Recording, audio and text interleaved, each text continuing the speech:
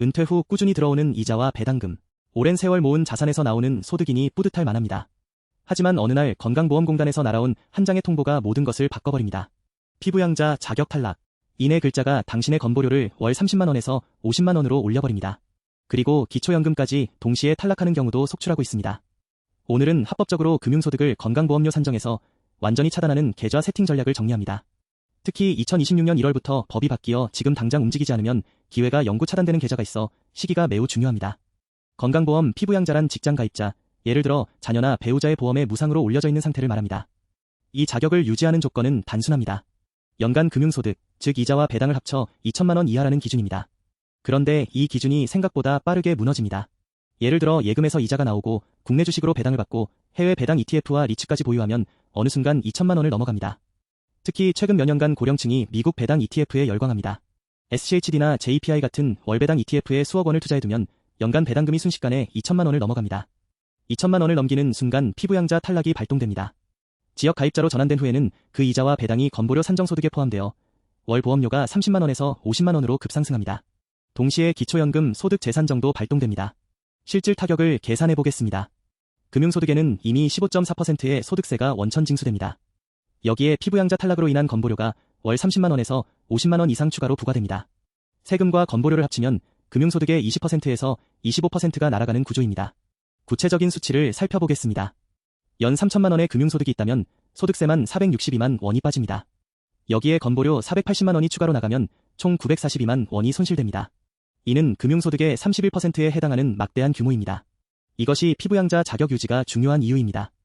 현존하는 금융상품 중 건보료 방어력이 가장 강한 것이 바로 비과세 종합저축입니다. 비과세 종합저축의 가입 요건부터 정리합니다. 먼저 만 65세 이상이어야 합니다. 2025년 말까지의 기준입니다. 한도는 전국의 모든 금융기관을 합쳐 5천만 원입니다. 혜택은 이자와 배당소득세를 전액 면제합니다. 15.4%가 0%가 됩니다. 그리고 가장 중요한 점은 이 계좌에서 발생한 소득이 건보료 산정에서 완전히 제외된다는 것입니다. 비과세 종합저축의 핵심 메커니즘은 이렇습니다. 세금 자체가 없기 때문에 건강보험공단의 시스템에 소득으로 잡히지 않습니다.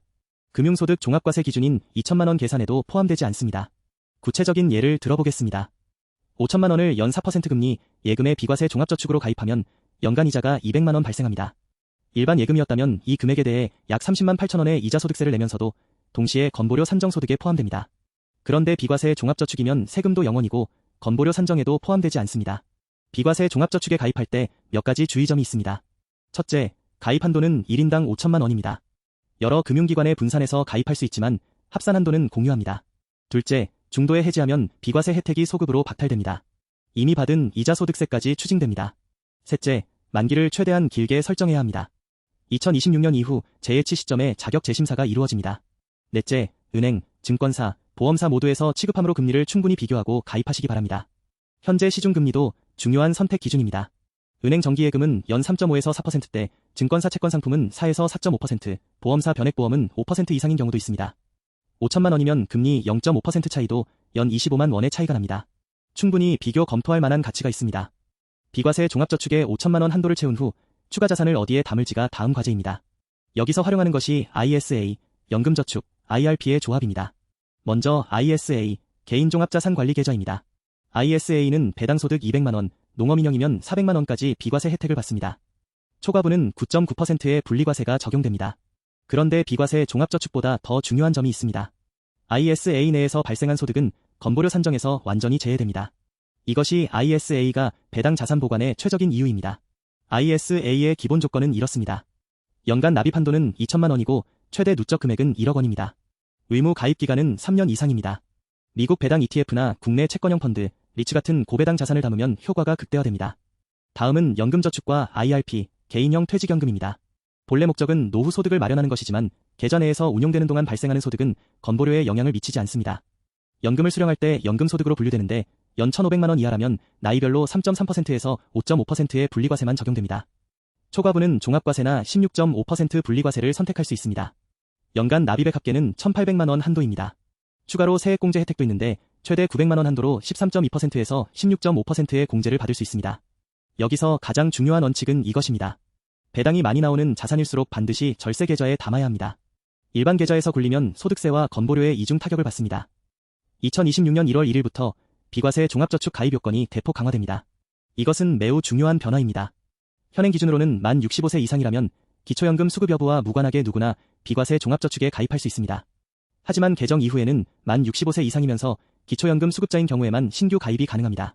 변경 전후를 명확히 정리합니다. 2025년 12월 31일까지는 만 65세 이상이면 누구나 신규 가입이 가능합니다. 2026년 1월 1일부터는 만 65세 이상이면서 기초연금 수급자만 가입이 가능합니다. 기초연금은 소득 하위 70%에 해당하는 65세 이상에게 지급됩니다. 금융자산이나 부동산이 많아 기초연금을 받지 못하는 고령층이 있습니다. 이런 분들은 2025년 안에 가입하지 않으면 이 혜택을 영구히 누릴 수 없게 됩니다. 지금이 정말 마지막 기회입니다. 기존 가입자라면 주의할 점이 있습니다. 2025년 이전에 가입한 계좌는 계속 비과세 유지됩니다. 기득권이 보호됩니다. 하지만 만기 이후 재해치 시점에 기초연금 수급자가 아니면 일반 과세로 전환됩니다. 따라서 만기를 가능한 한 길게 설정하는 것이 유리합니다. 예를 들어 3년 예금이 만료되는 대신 5년 이상으로 설정하는 방식입니다. 자동 재해치 설정도 2026년 이후 재해치 시점 기준이 적용되므로 만기 설정을 반드시 재확인해야 합니다. 아래 순서대로 세팅하면 건보료 피부양자 자격을 최대한 오래 유지할 수 있습니다. 첫 번째 단계는 비과세 종합저축 개설입니다.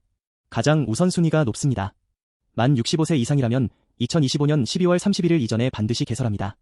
이때 중요한 것은 잔액이 없어도 계좌 개설 자체가 중요하다는 점입니다. 계좌를 먼저 개설해두고 이후에 자금을 이동시키면 됩니다.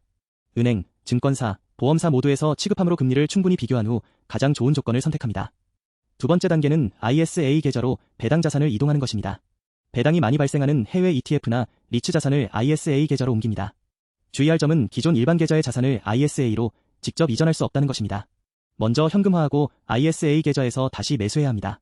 세 번째 단계는 연금저축과 IRP에 여유 자금을 납입하는 것입니다. 매년 한도, 합산 1,800만 원 이내에서 납입합니다. 동시에 세액공제까지 챙깁니다.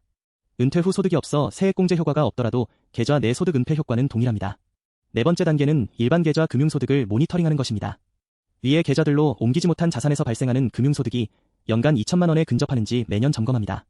연말이 가까워질수록 배당 나길 이전 매도 등으로 소득 시기를 조절할 수 있습니다. 실전 체크리스트를 확인하시기 바랍니다. 만 65세 이상 본인이라면 2025년 안에 비과세 종합저축 계좌를 개설하세요. 비과세 종합저축의 만기를 가능한 한 길게 설정하세요. 해외 배당 ETF와 리츠는 ISA 또는 연금저축 내에서 보유하세요.